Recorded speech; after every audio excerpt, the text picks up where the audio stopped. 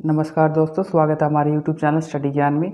आज हम अध्याय तीसरे के बारे में बात करेंगे, जो कि है सरकार क्या है। इसके बारे में सरकार के कितने अंग हैं, सरकार कैसे कैसे कार्य करती है और सरकार किन देशों में कौन कौन सी है, यानी लोकतांत्रिक सरकार है या राजतांत्रिक सरकार है, और इसके बीच में अंतर के बारे में बात करेंगे।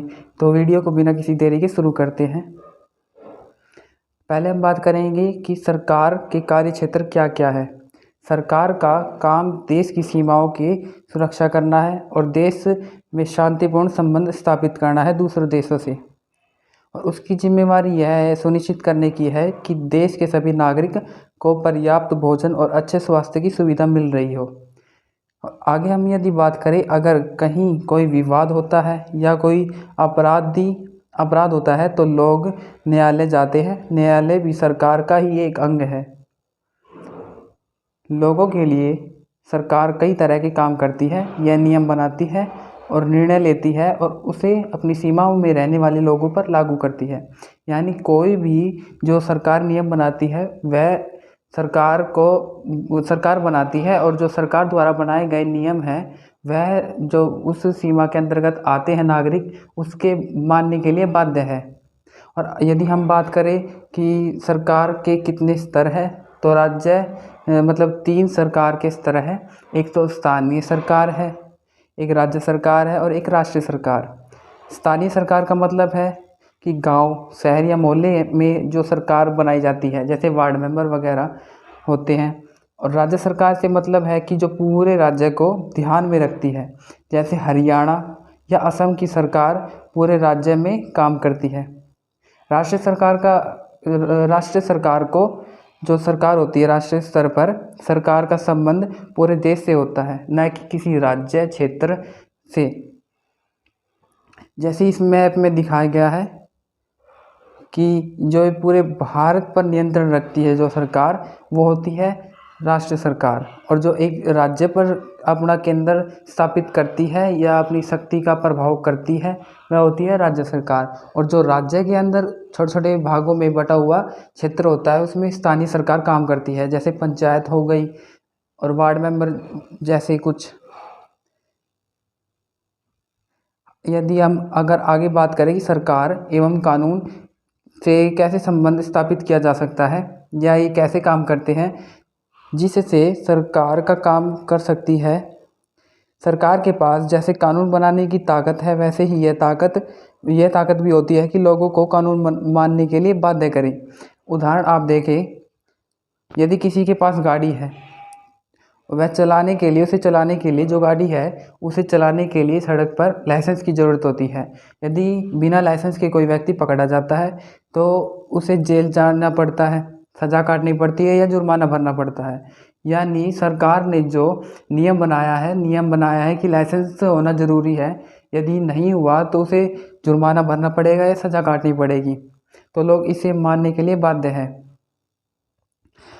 यदि हम आगे बात करें कि सरकार को जो कार्रवाई कर सकती है, उसे अलावा अगर लोगों को लगे कि किसी सरकार का कोई कानून का सही पालन नहीं किया जा रहा है, तो वह आवश्यक कदम उठा सकता है। जैसे उदाहरण में दिया गया है, अगर किसी व्यक्ति को लगता है कि उसके धर्म या उसकी जाति के कारण किसी नौकरी के लिए नौकरी नहीं दी जा रही है, तो वह न्यायालय जा सकता है और यह दावा कर सकता है कि यहाँ कानून का पालन नहीं हो रहा है। तब न्यायालय यह आदेश देगा कि क्या कदम उठाने की ज़रूरत है। अब सरकार के प्रकार के बारे में बात करें कि सरकार कितने प्रकार की होती है, तो सरकार मुख्य रूप से 2 प्रकार की है। एक है लोकतांत्रिक और एक है राजतांत्रिक सरकार। लोकतंत्र के बारे में यदि हम बात करें कि लोकतंत्र में तो लोगों की ही सरकार होती है और शक्ति लोग देते हैं, जो चुनाव वोट देकर एक प्रतिनिधि को चुनते हैं और वो सभी को अपने नियंत्रण में रखता है। लोग ऐसे चुनाव के माध्यम से करते हैं, अपनी पसंद के नेता को वोट देकर चुनते हैं। लोकतंत्र में सरकार को अपने निर्णय एवं उठाए गए कदमों का आधार बताना होता है और उसकी सफाई देनी होती है। यदि हम दूसरी तरफ देखें राजनीतिक सरकार के बारे में, राजतांत्रिक सरकार के बारे में, तो इसमें जो होता है, राजा के पास सलाहकारों का एक छोटा सा समूह होता है। यानी राजा को कुछ व्यक्ति जो चुने हुए होते हैं राजा के द्वारा, वे उसे सलाह देते हैं, लेकिन राजा इसे मानने के लिए बाध्य नहीं है। और अगर यदि हम दोनों की तुलना करें कि लोकतंत्र के समान राजतंत्र में राजा या रानी को अपने के आधार नहीं बताने पड़ते और न ही उस निर्णय की सफाई देनी पड़ती है। यानी जो बनाए गए नियम हैं उन्हें लगता है कि ठीक है और वह बिना किसी आलोचना के उसे चलाते रहते हैं। अगर हम आगे बात करें कि लोकतांत्रिक सरकार क्या है, तो भारत एक लोकतांत्रिक देश है। इसे लोकतांत्रिक व्यवस्था को पाने के लिए हमने लंबे समय से लड़ाई की है और हमने अपनी आज़ादी प्राप्त की थी। संसार में और भी कई देश हैं जहां लोगों ने लोकतंत्र लाने के लिए अनेक संघर्ष किए हैं। लोकतांत्रिक सरकार के बारे में यदि हम बताएं कि जो सरकार होती है वह लोगों की द्वारा लोगों के लिए और लोगों की भलाई के लिए कार्य करती है। इसमें बताया गया है कि आज के समय में लोकतांत्रिक सरकार को प्राय प्रतिनिधि लोकतंत्र कहते हैं।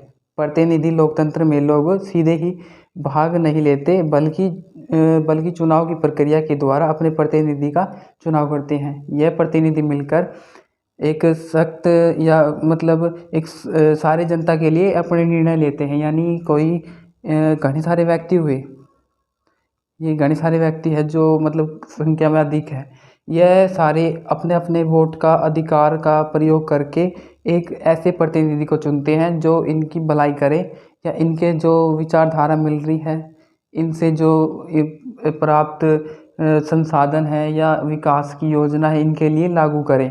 इनके लिए ऐसी योजना लागू करे कि ये भी समाज में दबे कुचले न हो। आगे बताया गया है कि शुरुआती दौर में सरकार केवल पुरुषों की वोट देने की होती थी। यानी जो भारतीय सरकार अधिनियम था 1935, सरकार अधिनियम 1935 था, उसमें केवल उन लोगों को वोट देने का अधिकार था जो अधिक पैसे वाले थे, अमीर थे और जो पढ़े लिखे थे। इन्होंने अब जो गरीब कुचले हुए व्यक्ति थे, उसमें स्त्रियां थी, अनपढ़ व्यक्ति थे, ये सभी इनको वोट डालने का अधिकार नहीं था।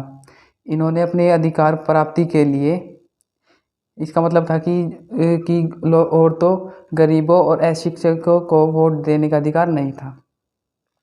भारत में भी ये स्थिति बहुत पहले से थी और लोगों को कम वोट देने का अधिकार था। इसलिए जनता ने संगठित होकर इस अधिकार की मांग की कि सभी को वोट देने का अधिकार प्राप्त हो। इस पर एक आर्टिकल भी लिखा है 1931 के यंग इंडियन पत्रिका में। गांधी जी ने कहा था कि मैं यह विचार सहन नहीं कर सकता कि जिस आदमी के पास संपत्ति है वह वोट दे सकता है, लेकिन वह आदमी जिसके पास चरित्र है पर संपत्ति या शिक्षा नहीं है, वह वोट नहीं दे सकता। जो दिन भर अपना पसीना बहाकर ईमानदारी से काम करता है वह वोट नहीं दे सकता, क्योंकि उसने गरीब आदमी होने की गुहार की है। यदि हम आगे बात करें कि यूरोप और अमेरिका में किस प्रकार लोगों को, स्त्रियों को और गरीबों को कैसे अधिकार मिले थे, पूरे यूरोप और अमेरिका में महिलाओं और गरीबों को सरकार के कार्य में भाग लेने के लिए अनेक संघर्ष करना पड़ा। महिलाओं द्वारा मत अधिकार के लिए किया गया संघर्ष ने प्रथम विश्व युद्ध के दौरान और मजबूती पकड़ ली। इस आंदोलन को महिला आंदोलन कहा जाता है और अंग्रेजी में इसे सफ्रेज मूवमेंट कहा जाता है। सफ्रेज का मतलब होता है कि वोट देने का अधिकार। इसमें बताया गया है कि किस प्रकार महिलाओं ने प्रथम विश्व युद्ध में पुरुषों का काम किया, तो उसमें जो रूढ़िबद्ध विचारधारा बनी हुई थी पुरुषों के बीच में वह ख़त्म हो गई। उन्हें लगा कि यह स्त्रियों का काम नहीं है, वह केवल घरों का ही काम कर सकती है। इसमें आगे बताया गया है कि अमेरिका में औरतों को वोट देने का अधिकार 1920 में मिला था, जबकि इंग्लैंड में औरतों को यह अधिकार कुछ साल बाद 1928 में मिला था। तो हमने आज बात करी कि सरकार क्या होती है, सरकार के कितने प्रकार हैं, इनके क्या कार्य है और ये किस प्रकार चुनी जाती है। तो यदि आपको ये वीडियो अच्छी लगी तो लाइक करें, हमारे चैनल को सब्सक्राइब करें।